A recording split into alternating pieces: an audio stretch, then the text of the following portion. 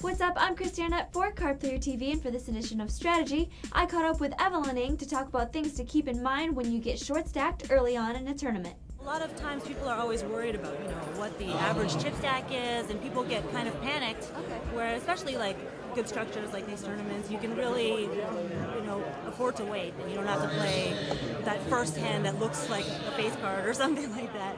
So I guess, patience is pretty key in these tournaments. Okay, so definitely look at your chip stack compared to the blinds rather than the average chip stack, because that could just put you into crazy all-in mode or something. Yeah, you can look at your Q or your M or whatever letter you prefer.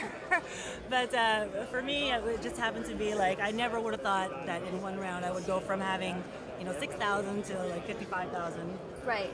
Okay, so when you have a stack like 6,000 and the blinds are like 100 and 200, do you ever recommend maybe like shove bluffing, because you do have a stack at least big enough that will still hurt other like $20,000, $30,000 stacks? Well, if it's for 100, 200, there's not really that much in the pot. If there's no antes even, there's even less incentive to do something like that. But once, you start to get to that level where the blinds and the antes added to combine together make something for you to shoot for, then definitely that's something that you should add to your repertoire.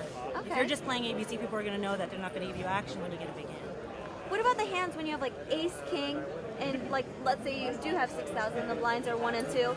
It seems like if you make a raise and a continuation bet, if you don't hit, then you can't really fold if someone shoves on you. So do you want to play like that semi-bluff hand and kind of like shove with ace, king or something?